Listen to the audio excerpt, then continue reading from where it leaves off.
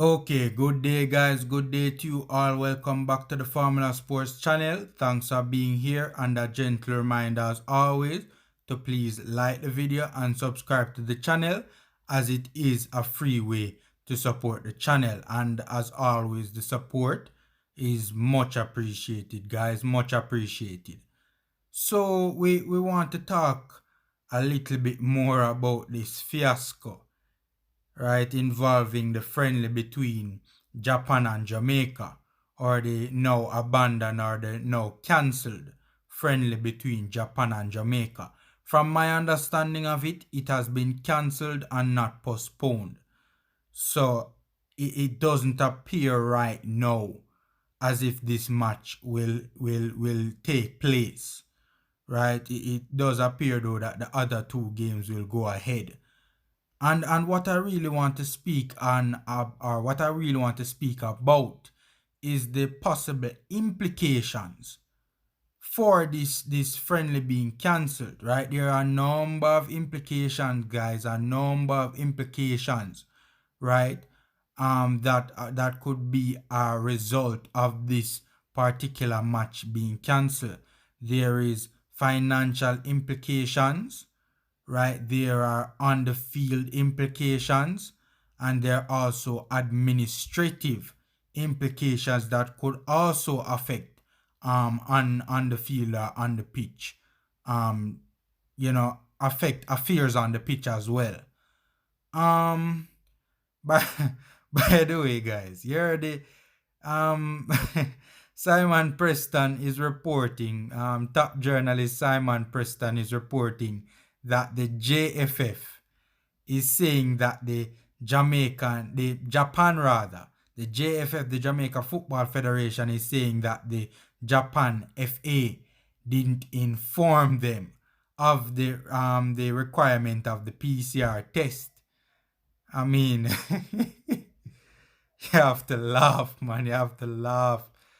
You have to laugh. You have to laugh. I mean, you would think that something like that would be common knowledge, and you would think that the JFF would do their due diligence to, determine, or to basically verify, or basically determine the requirements for entering Japan, right? So you would think they would do their due diligence and cross all their T's and dot all their I's, right, to determine exactly what are the requirements for entry in this particular time, right? I mean, it's crazy, man. It's really crazy. So that to me is a lame excuse. I mean, it almost appears as if they're trying to, you know, lay the blame at the feet of the Japanese FA. Right? It's almost as if they're trying to lay the blame at the feet of the Japanese FA. Right? And the Japanese FA, they didn't confirm whether or not the Jamaica Football Federation had followed the guidelines with respects to its European-based players, right? So Japan were basically silent, right? That statement appears to me that they weren't trying to throw the JFF under the bus, but no, JFF is trying to make Japan look, incompetent. And all of this, basically raises questions of the implications, right, for this particular friendly being cancelled, right? There are financial implications, there are administrative implications, on the field implications. For starters, financial implications, I'm sure the JFF would have received payment for this particular friendly, right? So what's going to be the situation regarding that? Right? Is there gonna be a lawsuit? I don't know the particulars of the contractual arrangement, but is there gonna be a lawsuit, right? Or is the JFF simply gonna be required to basically refund the payment, right? And you have to remember as well too, that I'm sure Japan would have been planning on trying to generate additional revenue from these particular games, right? We're talking about broadcasting rights and all of that stuff. I'm sure a lot of people in Japan would have been watching the game, right? So there's a huge possibility that there was money that the Japanese FA planned on coming in, and that money won't be coming in, right? Will we see a lawsuit? It is entirely possible, right? Will we see a lawsuit if the Japanese FA determine that the JFF are at fault, or thinks the JFF is at fault? It's a question that needs to be asked, right? So there could be a possibility that the money will have to be refunded, taking money out of the JFF coffers, right? Money that the federation desperately needs, and then God Almighty, man, if we were to get a lawsuit from the Japanese FA, and they would prevail in a court of law, or even settle, right? I mean, man, that would just be further the disastrous situation for Jamaica, the Jamaica Football Federation's pockets, or their finances, right? So there's financial implications, but the main important thing that I want to speak about, and this also ties in with financial implications as well, but also administrative implications, right? And by that I mean, could it be a case that this causes the JFF to get even less friendlies, right? I mean, when people see this and see, and arrive at a conclusion and asking themselves, is this how the JFF does business?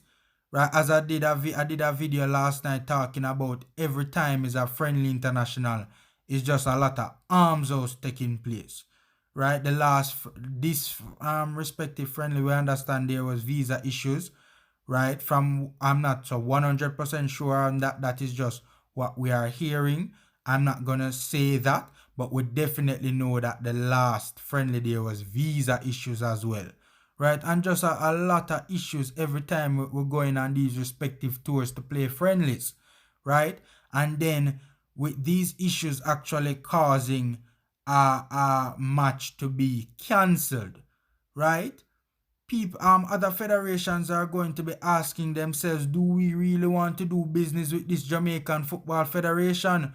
When you have the ESPN commentator during the American game, right, talking about how the federation never knew that visas were needed in Austria to get to Austria, right? Whether that's true or not. When an ESPN commentator is commentating on the match and saying that, right, it is not a good look, right? Other federations hearing an ESPN commentator, right, saying that the JFF never knew that visas were needed to enter Austria. Other federations are going to be like, what is taking place? Do we want to do business with the Jamaica Football Federation? Right? And then no, plans would have been put in place, investments would have been made, and so forth on the part of the Japanese FA. And what is taking place? The game has to be cancelled, right? So Japan might be scratching their heads and say, you know what? We don't want to do business with this JFF administration again. That's entirely possible, right? We don't want to do business with the Jamaica Football Federation again. And other nations might see this and say, boy, if we get into business with the Jamaica Football Federation, right, is these problems we might end up facing, right? And, it's just not a good look.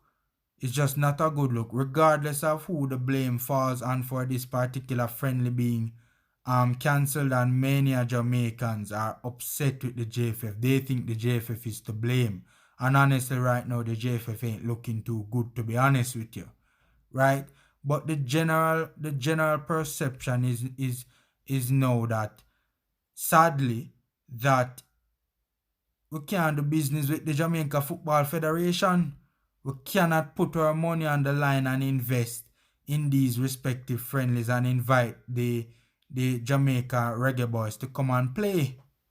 And that is very unfortunate, very unfortunate and could have serious implications as to the amount of friendlies that we get going forward if every single time is peer arms race taking place when we're going on a friendly, to the point where the friendlies are being cancelled, right? So so that has financial implications, and also regards to less money coming into the federation, and also how are we gonna be able to prepare for tournaments if we can't get friendlies, right? So that's another issue. I mean, the arguments used to be that, right, if we keep fielding joke teams in these respective friendlies and not putting our best squads together and not providing better competition to these teams that we are playing in these friendlies, and we continue to lose badly like what took place with an America,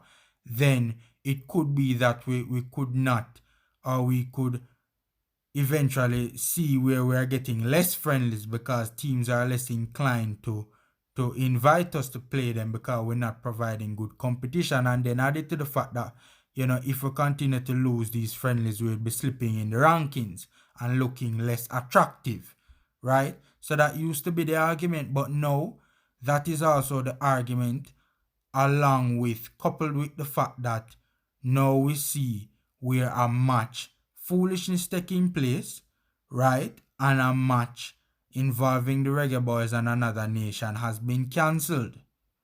So let's see how things work out from that going forward. But it is a serious question that needs to be asked, man. A serious question that needs to be asked, right? Will this latest embarrassment cause other federations not to want to do business with the JFF, right? And then the last but not least, as I said, man, we're not gonna be getting friendlies, and we're not gonna be, I mean, it's already tough for us to get friendlies, right? It's already tough. But if we keep on going like this, right, is less friendlies, and we're not gonna be able to prepare properly or adequately for tournaments like future Gold Cup tournaments, and also future World Cup qualification, Nation League as well. So there is a lot of potential fallout from all of this that has taken place, man. Unfortunately, I don't wish it for our football, I really don't wish it for our football, but we need to get our act together. Just facts, man. We need to get our act together, man. We need to get our act together. Right now, things are not looking too good, man. Not looking too good. There are a lot of possible implications on our nation's football for what has transpired over the last 24 hours. Financial implications, administrative implications, and on-field implications as well. So, okay, guys, that's my 2 cents. Take care, stay safe, and until next time. And a gentle reminder as always to please like the video and subscribe to the channel. Take care, guys.